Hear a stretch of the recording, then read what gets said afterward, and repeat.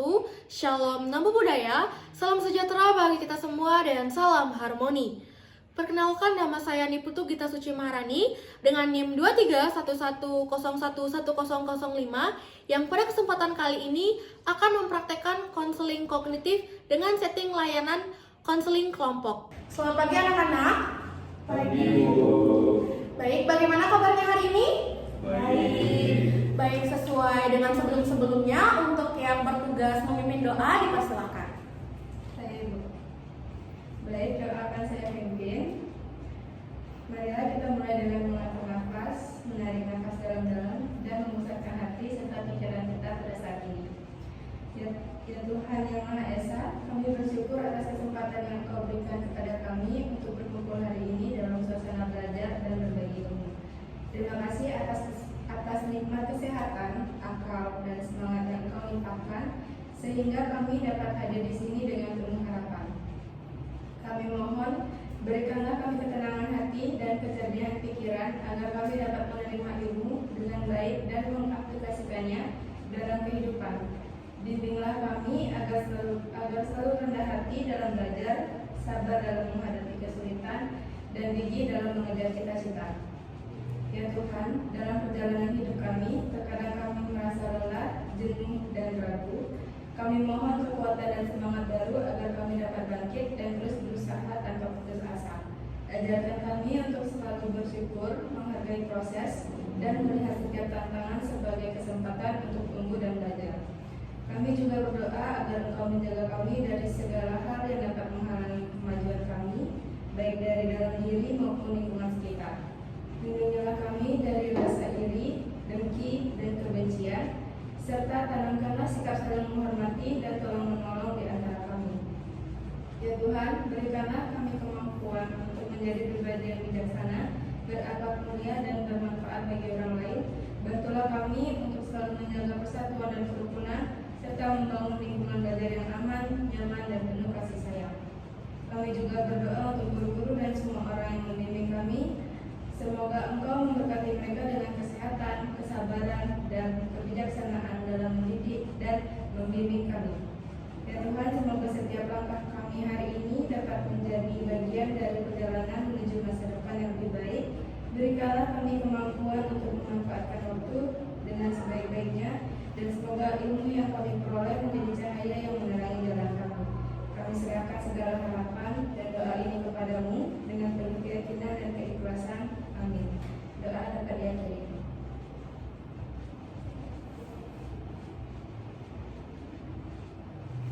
Baik, untuk memulai sesi pembelajaran kita hari ini, setelah melantunkan doa, mari kita memulai dengan salam terlebih dahulu. Om Swastiastu. Assalamualaikum warahmatullahi wabarakatuh. Shalom Namo Buddhaya, salam sejahtera bagi kita semua dan salam harmoni. Baik, sebelumnya terima kasih kepada Ari karena sudah memimpin sesi doa pada pertemuan kita hari ini. Dan sebelum kita masuk ke inti pembelajaran kita, izinkan Ibu untuk mengabsen terlebih dahulu.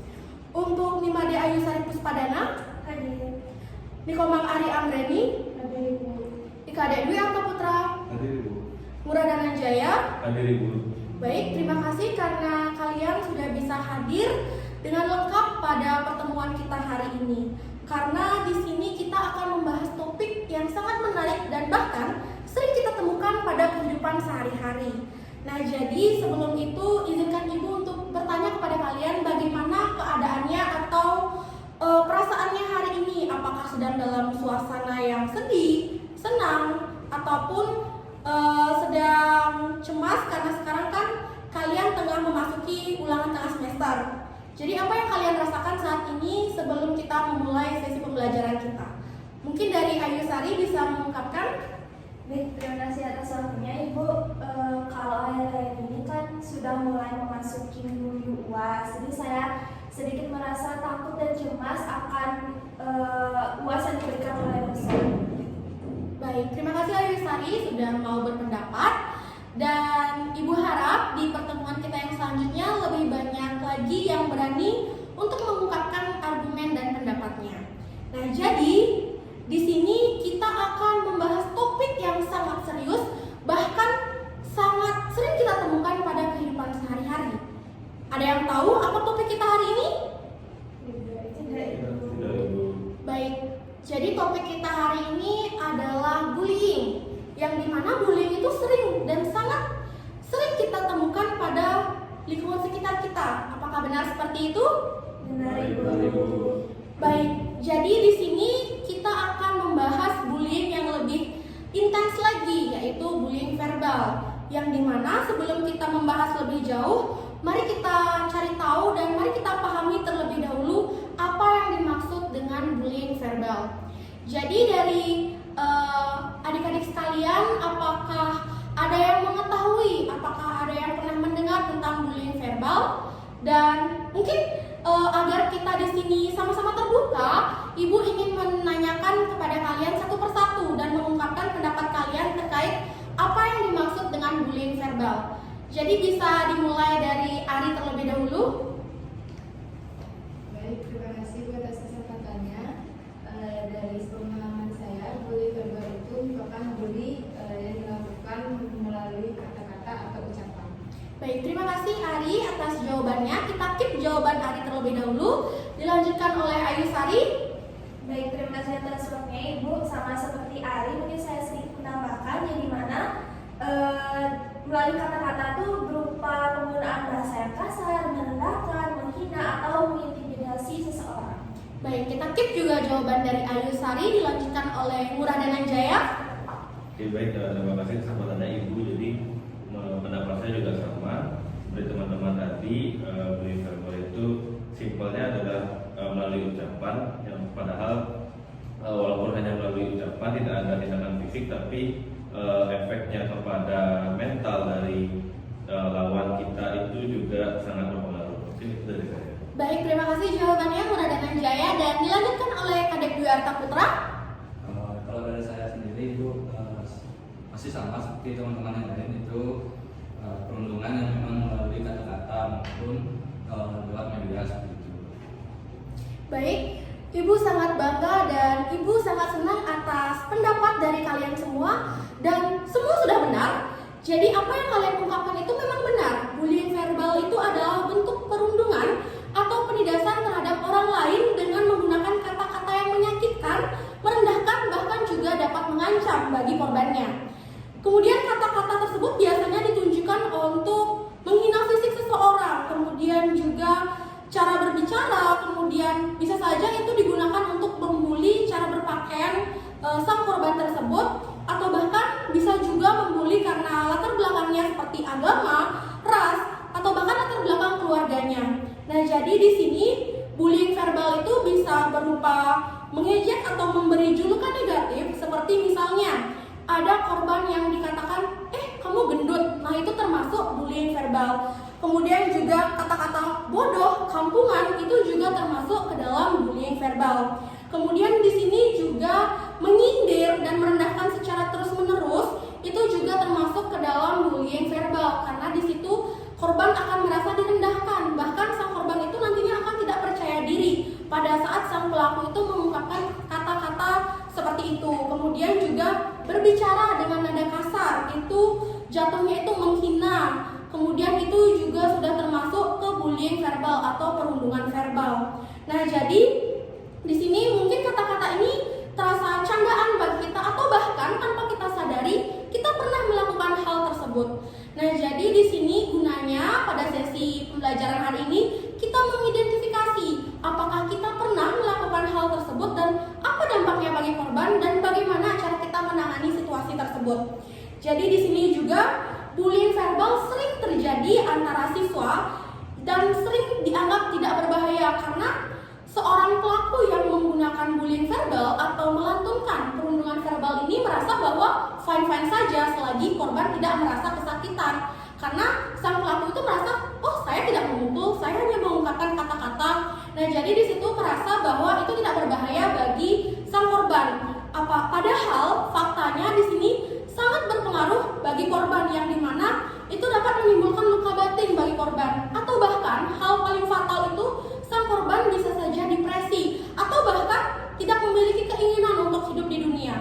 Banyak yang kita lihat kasus-kasus terbaru dan mungkin yang lagi booming saat ini, kasus bunuh diri.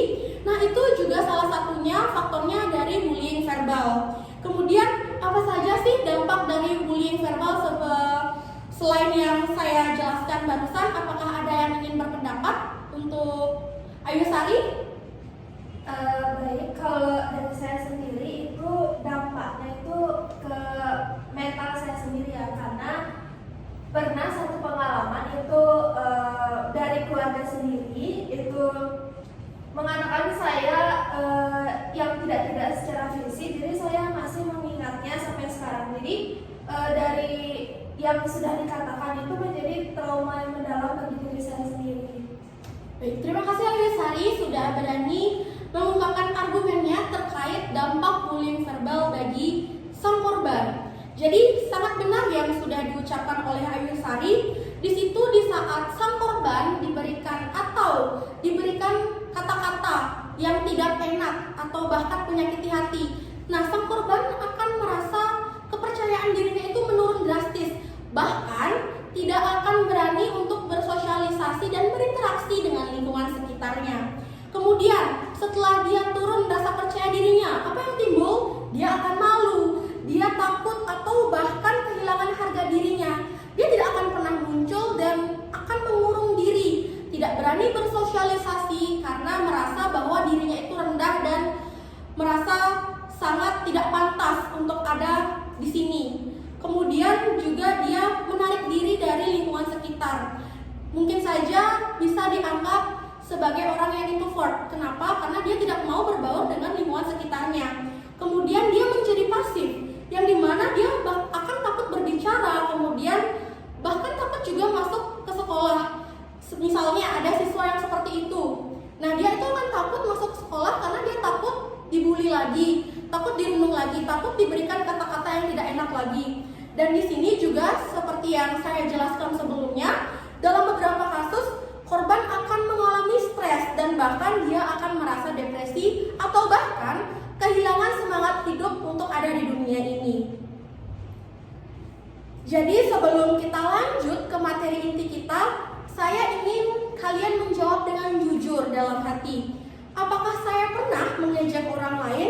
Even dengan teman dekat pun, apakah kalian pernah? Dan apa saya pernah ikut tertawa saat teman saya diejek?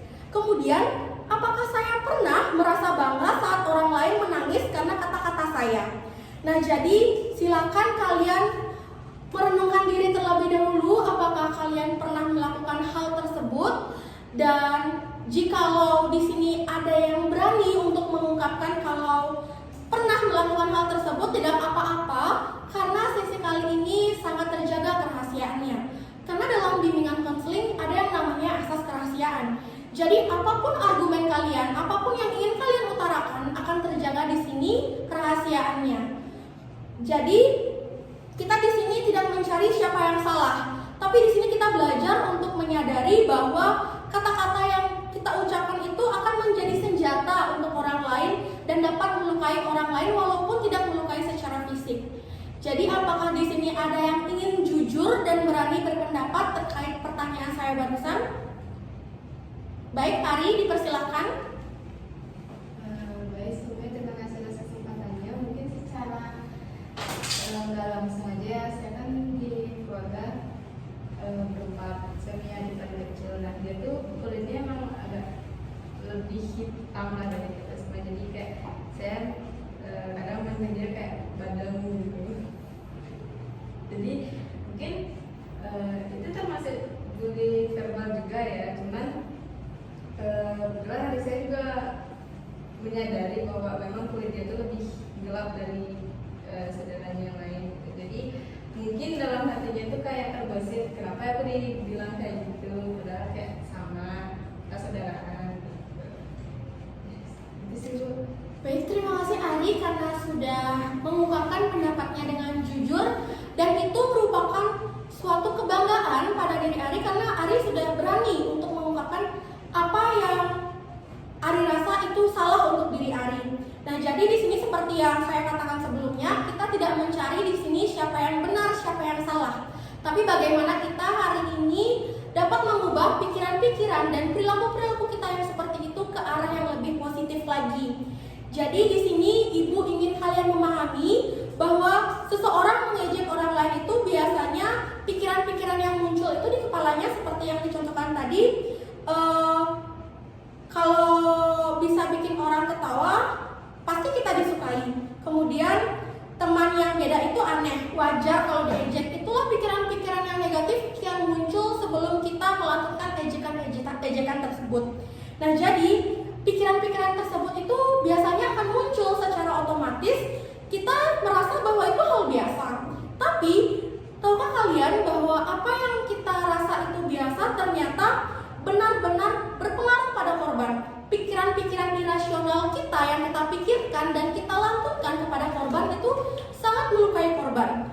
Jadi di sini kita akan belajar bagaimana kita menangani hal tersebut dengan teknik-teknik yang ada dalam teori kognitif.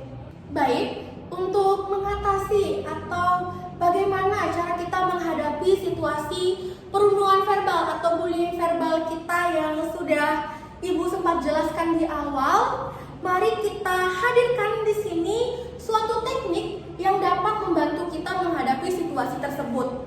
Nah, di sini kita tidak akan mencari yang mana benar, yang mana salah, tapi bagaimana cara kita untuk mengulang dan melihat dari sudut pandang lain terkait apa yang kita pikirkan dalam hal negatif atau ke arah yang negatif itu dapat kita lebih lihat atau dapat kita lihat dari sudut pandang lain yang lebih positif.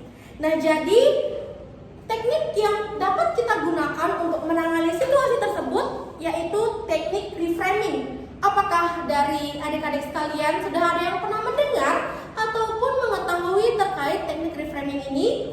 Belum, Ibu. Baik, jika belum, izinkan Ibu untuk menjelaskan sedikit terkait pengertian dari reframing. Jadi, seperti katanya, re yang artinya mengulang, framing yang artinya bingkai. Jadi di situ ada pengertian seperti membingkai ulang. Jadi bagaimana kita melihat dari sudut pandang yang lebih positif terhadap pikiran-pikiran negatif yang muncul. Nah, misalnya contoh yang pertama, ada siswa yang cuek, pasti dia sombong. Itu adalah suatu pikiran negatif yang muncul secara spontan. Kemudian jika kita hadirkan teknik reframing ini hadir, apa yang kita lihat dan bagaimana pikiran kita setelah kita hadirkan teknik reframing? Jadi setelah kita hadirkan teknik reframing, jadi pikiran yang muncul itu tidak lagi negatif, menjadi ke arah yang lebih positif, seperti mungkin saja dia itu introvert dan lebih nyaman diam. Jadi bukan berarti dia tidak peduli. Jadi seperti itu contohnya, kita harus dapat melihat dari sudut pandang lain. Ketika kita mulai memikirkan hal-hal negatif, munculkanlah teknik reframing ini hadir di sini. Karena dengan kita memunculkan teknik reframing ini, kita akan mengurangi konflik yang terjadi di lingkungan sekitar. Jadi di sini kita bisa lebih harmonis, bisa lebih tentram, berteman atau bahkan berinteraksi dengan lingkungan sekitar. Jadi untuk mengetahui apakah kalian sudah memahami mengenai teknik reframing ini, Ibu ingin mendengar penjelasan kalian atau argumen kalian saat pikiran negatif muncul, contoh pikiran negatif yang pernah kalian pikirkan itu muncul, dan kalian ganti ke arah yang lebih positif melalui teknik reframing ini bagaimana? Bisa dimulai dari Ayu Sari. Baik, terima kasih atas waktunya Ibu.